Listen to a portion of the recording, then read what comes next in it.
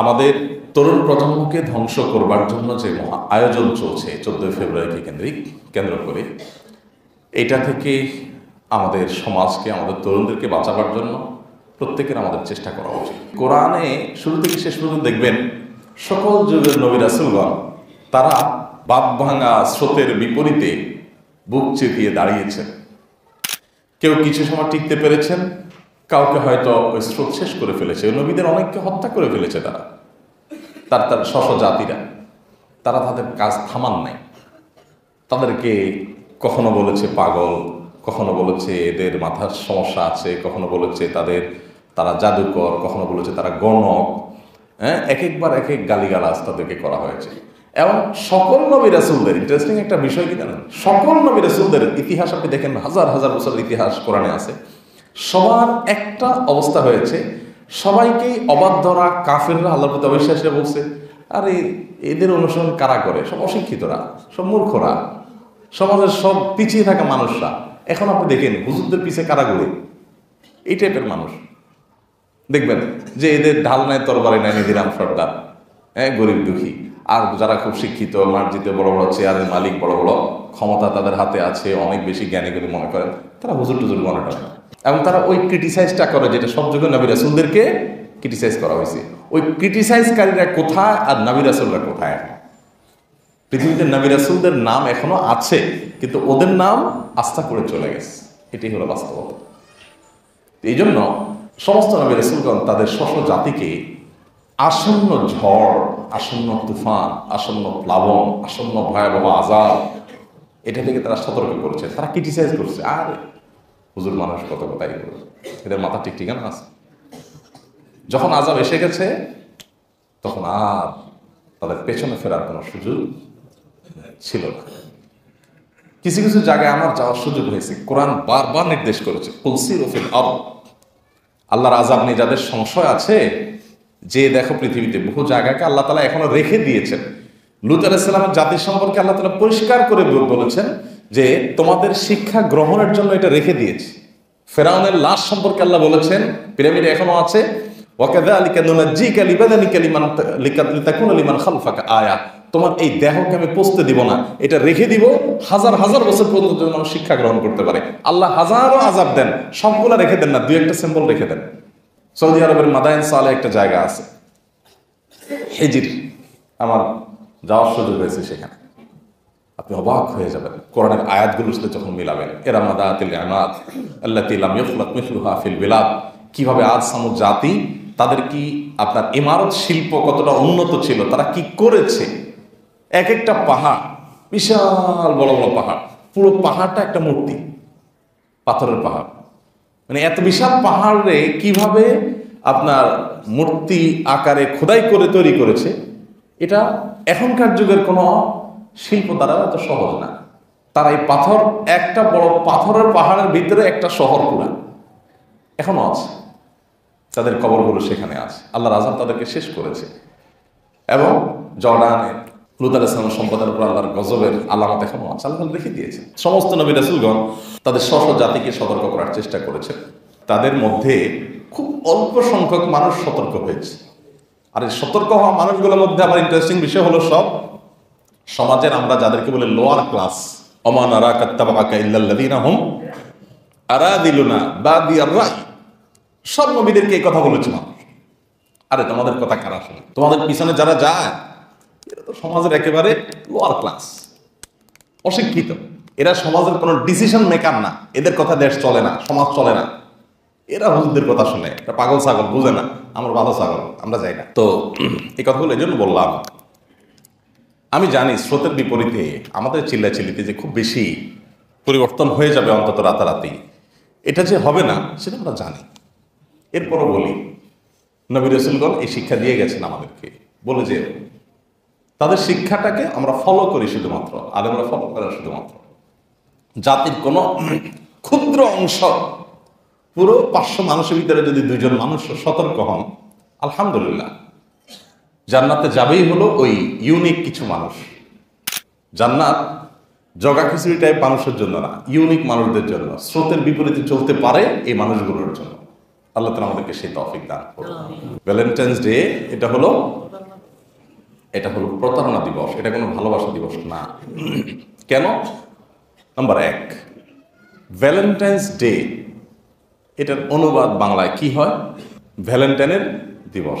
ভ্যালেন্টাইনকে আপনার হাতে থাকা গুগলে সার্চ দেন, বেশি দূরে যাওয়া লাগবে না, আপনি দেখবেন ভ্যালেন্টাইন হলেন একজন সাধু, একজন যাজক, খ্রিস্টান ধর্ম পণ্ডিত। খ্রিস্টানদের একটা ধর্মীয় দিবস ছিল এটা, সেন্ট ভ্যালেন্টাইন্স ডে, সাধু ভ্যালেন্টাইন দিবস। এটার নাম আমাদের দেশে, অন্য কোথাও আছে কিনা আমি জানি না, আমাদের দেশে প্রতারক চক্র এই সমাজকে যারা নষ্ট করতে চায় সামান্য কিছু পয়সা পাতির জন্য, নিজেদের কিছু মার্কেটিং, কিছু বিজনেস, কিছু কেনাবেচা ইত্যাদি, এবং বাইরে থেকে কিছু ফান্ড পাওয়া, এই সমস্ত ধান্দা যারা এই সমাজটাকে নষ্ট করে শেষ করে রসাতলে নিয়ে যেতে চায়, শয়তানের এজেন্ডা বাস্তবায়ন করতে চায়, এই মানুষগুলো তারা আমাদের সমাজে এটাকে গেলাবার জন্য নাম দিছে ভালোবাসা দিবস। ভালোবাসা দিবসের ইংরেজি কি? Valentine's day. ভালোবাসা দিবসের ইংরেজি তো লাভ ডে। এটা তো আন্তর্জাতিক লাভ ডে না, বা এটা কি লাভ ডে হিসাবে ঘোষণাও দেয়নি, এটা তো ভ্যালেন্টাইন্স ডে।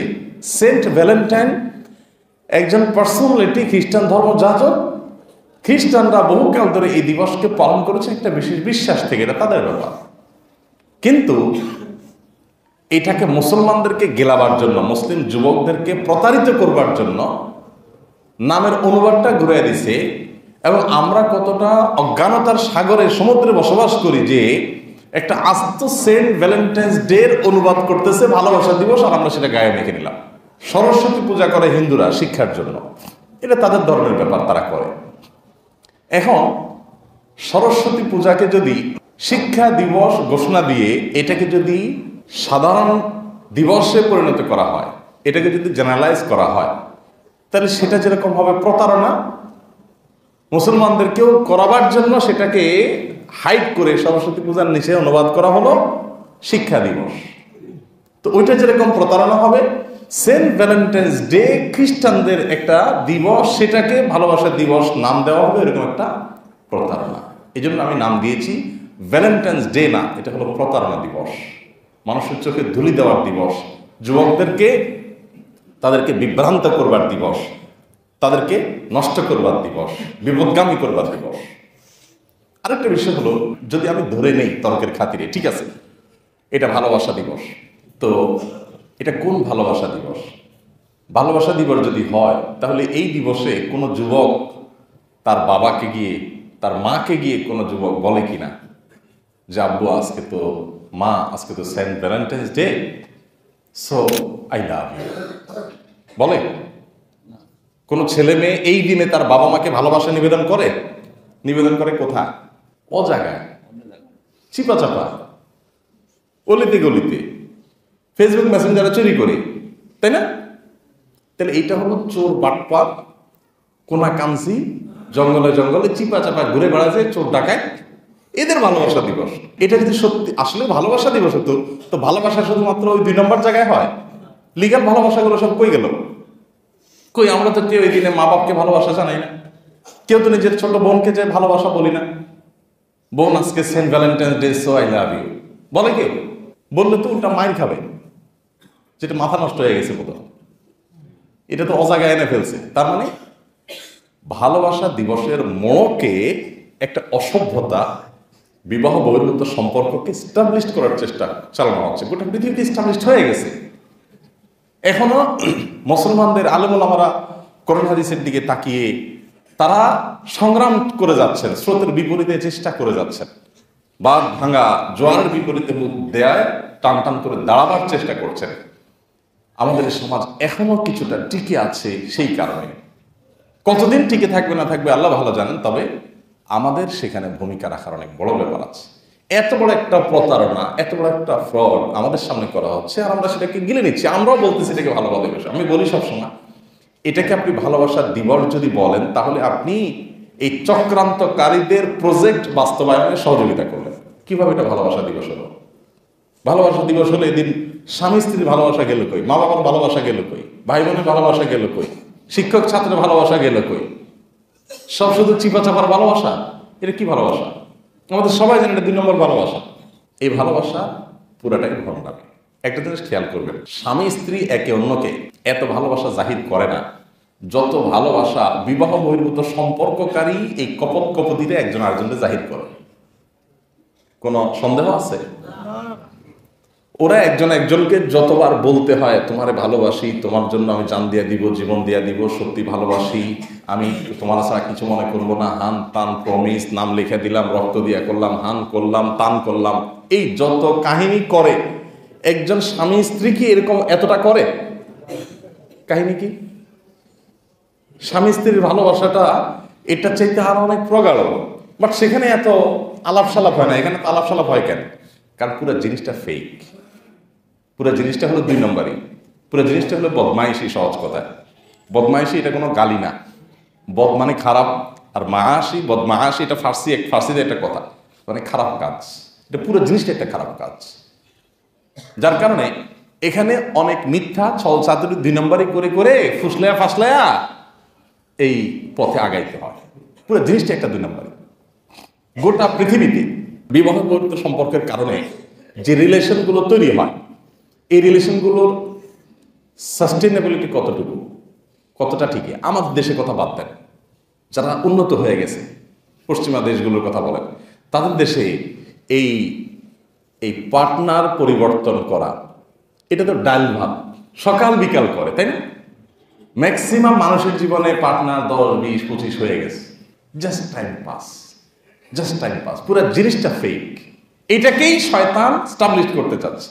আল্লাহ তাআলা কোরআন কারীমে শয়তানের ষড়যন্ত্রগুলো কি কি হবে, এই যে আজকে ট্রান্সজেন্ডার গেলানো হচ্ছে, আমাদের মধ্যে সিম্পাথি তৈরি করা হচ্ছে। ডাক্তাররা অনেকে বলতেছে ভাই এটা একটা মানসিক সমস্যা, আমাদের তাদের প্রতি সিম্পাথি দেখানো উচিত। ভাই মানসিক সমস্যা হলে ডাক্তার দেখাবে সে, আপনি অসুস্থতা এস্টাবলিশ করতেছেন।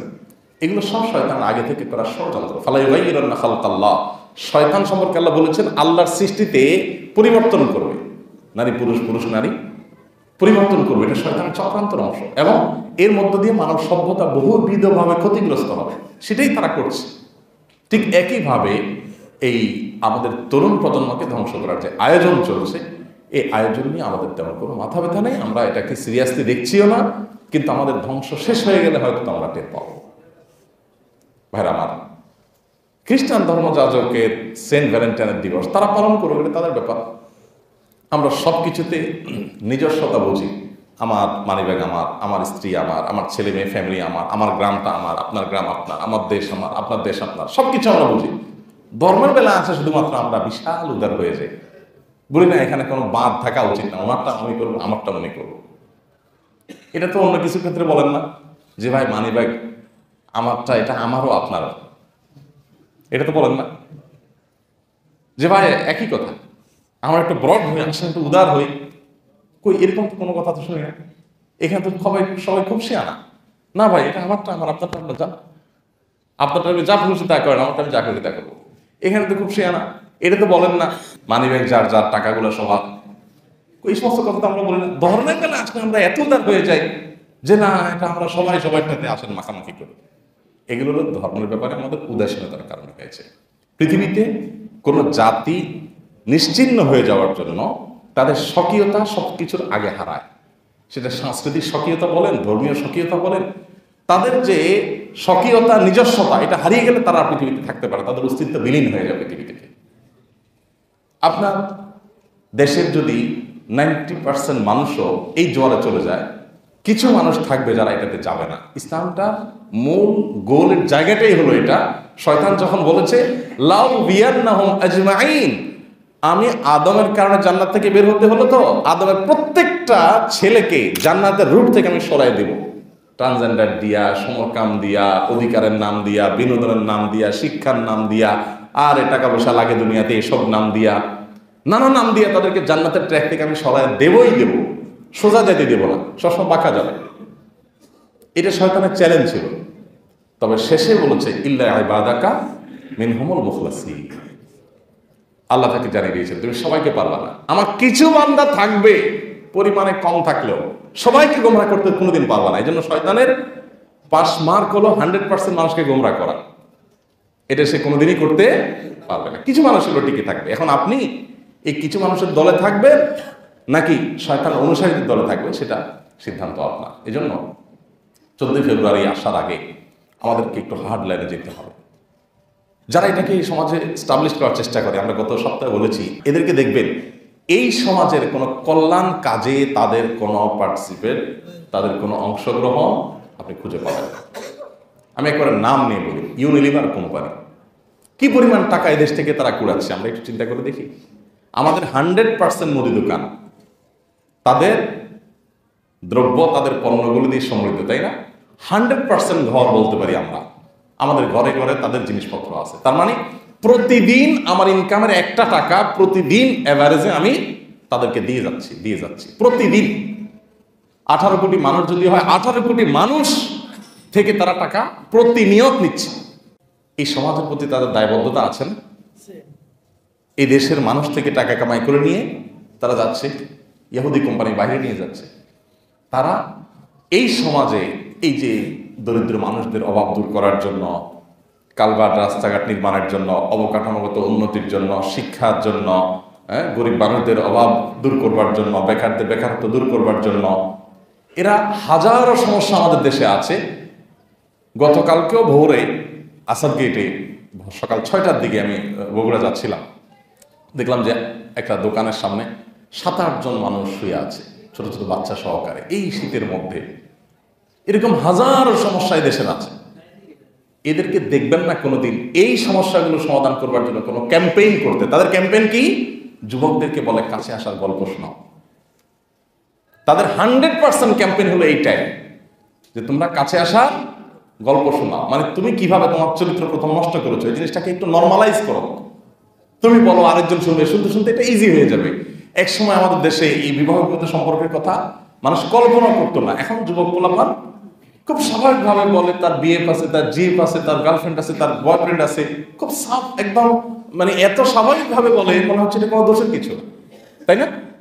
এই জিনিসটাকে নর্মালাইজ করে ফেলা হয়েছে। এই যে বিবাহবহির্ভূত সম্পর্ক বিবাহিতদের মধ্যে পরকীয়া, এটাকেও দেখবেন আগামী কয়েক বছর মধ্যে নর্মালাইজ করে ফেলবে। কারণ নাটক সিনেমাতে এখন এগুলোকে নর্মালাইজ করা হচ্ছে। নাটক সিনেমার যে সমস্ত ক্লিপ আপনাদের সামনে আসতো বা যারা দেখেছেন ছোটবেলা, এগুলো সবগুলো ছিল আমাদের সামাজিক বিভিন্ন প্রেক্ষাপট তুলে ধরতো, তাই না? আর এখন 99% হলো অবাধ যৌন সম্পর্ক। এটা করার জন্য এগুলোকে একটা টুল হিসাবে ইউজ করা হচ্ছে, টুলস হিসাবে ইউজ করা হচ্ছে, বিভিন্নভাবে ধ্বংস করে দেওয়া হচ্ছে। এই কাছে আসার গল্পটা তারা শুনতে বলে বা শোনাতে বলে, এই কাছে আসার গল্পের পরের গল্পটা কিন্তু তারা কেউ শুনতে চায় না। আপনি দেখবেন না এদেরকে যে এই কাছে আসার গল্প রচনা করতে গিয়ে কত মূল্য দিতে হয়েছে এক একজনকে। অনেকের জীবন চলে যায়, আত্মহত্যা করে ছেলেপেলেরা, মা বাবা থেকে দূরে সরে যায়, ক্যারিয়ার নষ্ট হয়ে যায়, সংসার ভেঙে যায়, পরকীয়ার কারণে বাচ্চারা বাবা মা স্নেহ থেকে বঞ্চিত হয়ে যায়। হাজারটা ঘটনা ঘটে, কত স্টুডেন্ট লাইফ শেষ হয়ে যায়, কত মানুষের ক্যারিয়ার ধ্বংস হয়ে যায়, কতজনের চাকরি শেষ হয়ে যায় এই অবৈধ সম্পর্ক করতে গিয়ে। তারা শুধু আপনাকে বলবে কাছে আসার গল্প শোনাও, এর পরেরটা তারা শোনাতে বলবে না যে কাছে আসার পরে কি হয়েছে, এটা জন্য তোমার কি মূল্য দিতে সেটা বলবে না। কোরআনে কারিমে আল্লাহ তাআলা বলেছেন, কাফেরদের দৃষ্টান্ত হলো, এই মুনাফিকদের দৃষ্টান্ত হলো শয়তানের মতো। শয়তান কিয়ামতের দিন তার কথা শুনে যারা 2 নম্বরের পথে চলেছে, অন্যের পথে চলেছে, কিয়ামতের দিন যখন তারা শয়তানকে ধরবে, তোমার কথা শুনে আজকে এই জায়গায় আসছে, শয়তান বলবে দেখো ফালা তালুমুনি ওয়ালুমু আনফুসাকুম, আমাকে গালি দিও না, নিজে গালি দাও, আমার কাজ আমি করছি, তোমাকে ডাকছি, তুমি আমার কথা শুনছো কেন? নবী রাসূলুল্লাহ তোমার সতর্ক করছে, তুমি তো শোনো না। ঠিক একইভাবে আল্লাহ তাআলা কোরআনে কারিমে দেখেন বলে গেছেন, সেই 1450 বছর আগের আয়াত, যে ওই শয়তানের মতোই হলো মুসলমানদের সমাজে যারা অশ্লীলতাকে ছড়িয়ে দিতে চায়, এদের ক্যারেক্টারটা, চরিত্রটা ওই রকম যে আপনাকে কাছে আসার গল্প শোনানোর জন্য ফুসলায়া ফাসলায়া ধ্বংস করবে। এই জায়গায় আসতে গিয়া আপনি আপনার বাবাকে হারিয়েছেন, মাকে হারিয়েছেন, সংসার হারিয়েছেন, স্ত্রী হারিয়েছেন, স্বামী হারিয়েছেন, চাকরি হারিয়েছেন, সম্মান হারিয়েছেন, ইজ্জত হারিয়েছেন, ইমান হারিয়েছেন, স্টুডেন্ট লাইফ হারিয়েছেন, কেরিয়ার হারিয়েছেন, টাকা পয়সা হারিয়েছেন, সব কিছু হারিয়ে ডিপ্রেসড হয়ে আত্মহত্যার পথে হয়তো আপনি পা বাড়িয়েছেন। তারা ওই গল্পটা শুনতে বলবে না, আপনাকে ধ্বংস করা পর্যন্তই তারা গল্প বলবে। এরপরে গল্প তারা বলবেও না, শুনবেও না, শোনাবেও না। তারা প্রতি বছর 14 ফেব্রুয়ারি আসলে টেলিভিশনগুলোতে নাটক করে দেখায় কিভাবে বাবা মার অবাধ্য হতে হয়, কিভাবে ধর্মীয় বিধিনিষেধ ডিঙ্গিয়ে তথাকথিত প্রেম জয় করতে হয়। এগুলো তারা সারাক্ষণ ট্রেনিং দিতে থাকে, যুবক পোলাপানকে উস্কানি দিতে থাকে। দেখুন ডক্টর খন্দকার আব্দুল জাহিদ একটা কথা সোনার অক্ষরে লেখার মতো। স্যার বলতেন, মানুষের ভেতরে থাকা যৌন আকাঙ্ক্ষা এটা প্রমোটেড বাই ক্রিয়েটর আল্লাহ সুবহানাহু ওয়া তাআলা। এটা আল্লাহ তাআলা আগেই আমাদের মধ্যে প্রমোশন করে দিয়েছেন। আমাদের ভেতরকার যৌন আকাঙ্ক্ষা একটা নির্দিষ্ট বয়সে যাওয়ার পর এটি সবার ভিতরে উঠে জাগ্রত হয়, সবাইকে অস্থির করে। এটি এমনিতেই প্রমোটেড। এই প্রমোটেড জিনিসটাকে আরো প্রমোশন করতে হয় না, ওটাকে কন্ট্রোল করতে হয়। ইসলাম সেই কাজটা করে। গোটা কোরআন খুললে, গোটা হাদিস খুললে আপনি দেখবেন সব জায়গায় বলা আছে সতর্ক হও, নিয়ন্ত্রণ করো তোমার যৌন আকাঙ্ক্ষাকে, চরিতার্থ যেখানে সেখানে করো না। এটাকে ইল্লা আলা আজওয়াজিহিম ওয়াল্লাযীনা হুম লিফুরুজিহিম হাফিজুন, যারা তাদের লজ্জাস্থানকে, তাদের ইজ্জতকে, সম্মানকে যারা কন্ট্রোল করে। গোটা কোরআনে দেখবেন কন্ট্রোলের কথা বলা আছে। আর এই গোটা শয়তানি সভ্যতার এই পুরো সিস্টেমটা দেখবেন উস্কায় দেয়। সেটা বিজ্ঞাপনী বিলবোর্ড দিয়ে, রিসেপশনে আপনার সুন্দরী রমণীকে দাঁড় করিয়ে, রগরগে যৌন বর্ণনা দিয়ে, সেটা সেক্স এডুকেশনের নামে নানাভাবে এই যৌন আকাঙ্ক্ষাকে তারা আরো প্রমোশন করে। ইসলাম সেটাকে কন্ট্রোল করতে বলে। একটা গতিশীল গাড়িকে যদি আপনি আরো গতিতে ধাক্কা দেন, এটা তো অ্যাক্সিডেন্ট করবে। এমনিতেই গতি আছে, আবার গতি দিচ্ছেন আপনি। যুবকরা এমনি তাদের যৌবনের তাড়নায় তাদের ভিতরে যে আকাঙ্ক্ষা জাগ্রত হয়, এটা এমনিতেই প্রমোটেড হয়ে আছে, স্পিডে আছে। এটাকে কন্ট্রোলের চেষ্টা করতে হয়, ইসলাম সেই কথাটা বলে। আর এরা ওই স্পিডে থাকা সেই গতিতে আরো স্পিড দিয়ে বিজ্ঞাপনে, খেলাধুলা, বিনোদনে, বিভিন্ন নামে আরো বেশি উস্কানি দিয়ে, আরো বেশি রগরগে বর্ণনা দিয়ে, আরো বেশি যুবকদেরকে এই পথে আসবার জন্য আয়োজন করে ওই প্রমোটেড জিনিসটাকে আরো প্রমোশন করতে গিয়ে তাদেরকে ধ্বংস করে, অ্যাক্সিডেন্ট করায়। তারা অ্যাক্সিডেন্ট হয়, তাদের লাইফ শেষ হয়, তাদের জীবন শেষ হয়ে যায়। অতএব এটার বিরুদ্ধে আমাদের প্রত্যেকটা মানুষকে চিন্তা করতে হবে, আমার ছেলে মেয়ে, আমার সংসার অন্তত এই গড্ডালিকা স্রোত থেকে কিভাবে বাঁচাতে পারি। আল্লাহ আমাদের সবাইকে তৌফিক দান করুন। আমরা সবাই যার যার জায়গা থেকে চেষ্টা করি যে এই অনাচার থেকে যেন আমরা বাঁচতে পারি, এই অনাচার থেকে সমাজটাকে যেন বাঁচাতে পারি, সমাজটাকে যেন রক্ষা করতে পারি। আল্লাহ আমাদের সবাইকে সে তৌফিক দান করুন। সবাই চেষ্টা করবো তো ইনশাআল্লাহ। কি করতে পারি? নাম্বার 1, যেই পণ্যগুলো, যে কোম্পানিগুলো এগুলো প্রমোশন করে, তাদের পণ্যগুলো জীবনে ভুলেও টাকা দিয়ে কিনবেন না। একটু কষ্টকর, কিন্তু অসম্ভব না। আমি কোনোদিন টাকা দিয়ে পারতপক্ষে সজ্ঞানে একান্ত ঠেকে না গেলে, কোথাও মহাবিপদ না হলে কিনি না। প্রয়োজন এটা ব্যবহারই করবো না, সমস্যা কি? এটা ছাড়াই আমি গোসল করবো, এটা ছাড়াই আমি দাঁত ব্রাশ করবো। অন্য আরেকটা পেস্ট থাকলে কিনবো, না থাকলে খালি ব্রাশ করবো, মেসওয়াক করবো 2-4 দিন, আরেক দোকান থেকে আনবো, সমস্যা নাই। আমার টাকা নিয়ে আমার দেশের মানুষ থেকে টাকা চুষে নিয়ে যাচ্ছে, ইমানটাও চুষে নিয়ে যাচ্ছে, আমাদের কালচারটাও নিয়ে যাচ্ছে। এদেশের মানুষের, হিন্দু মুসলমান সবাই নিজস্ব কালচার আছে, পশ্চিমা কালচার এখানে ঢোকানোর তো কোনো যুক্তি নেই। আমার তো স্বকীয়তা আছে। এরা দেশের শত্রু, এরা এই সমাজের শত্রু, এরা এই কালচারের শত্রু। আলেম ওলামাদের হুজুরদের কথাগুলো পাংশে মনে হতে পারে, একটা সময় আফসোস করবেন যখন আপনার ফ্যামিলি একটা ছেলে যখন সারা জীবন তিল করে গড়ে তোলার পর সে যখন সকিনা জরিনা নিয়ে হাত দিয়ে হাঁটা দিবে, তখন এবার আপনি বুঝবেন যে এই কালচারের প্রভাব কত জঘন্যভাবে আপনার ফ্যামিলিতে প্রকাশ পেয়েছে। এজন্য আমার গায়ে তো লাগছে না, এই চিন্তা করে বসে থাকলে হবে না। সবাইকে কাজ করতে হবে, এদের পণ্যগুলো বর্জন করবেন। এই দিন উপলক্ষে অনেক স্বামী স্ত্রী আছে বলে যে ঠিক আছে, আমাদেরটা তো বৈধ ভালোবাসা, 14 ফেব্রুয়ারিতে তারা নিজেরা ভালোবাসা আদান প্রদান করে। খবরদার, এটাও আপনি এই দিবসটাকে প্রমোশন করলেন, এটা ভালোবাসা দিবসই না। ভালোবাসলে তারা আগে পরে করবেন, ওই দিন কেন করবেন? তাহলে তো এদের নোংরামিটাকে আপনি প্রমোশন করলেন। তৃতীয়ত, বিভিন্ন টেলিভিশনগুলো নাটক বের করে, বিভিন্ন গল্প বের করে, এগুলো অনেকে খুব রসিয়ে মজা লাগে। তো আপনি তো তাদের অংশ অন্তর্ভুক্ত না, আপনাকে বর্জন করবেন এবং ইমানের দায়িত্ব পালন করবেন। আল্লাহ আমাদের সবাইকে সেই তৌফিক দান করুন।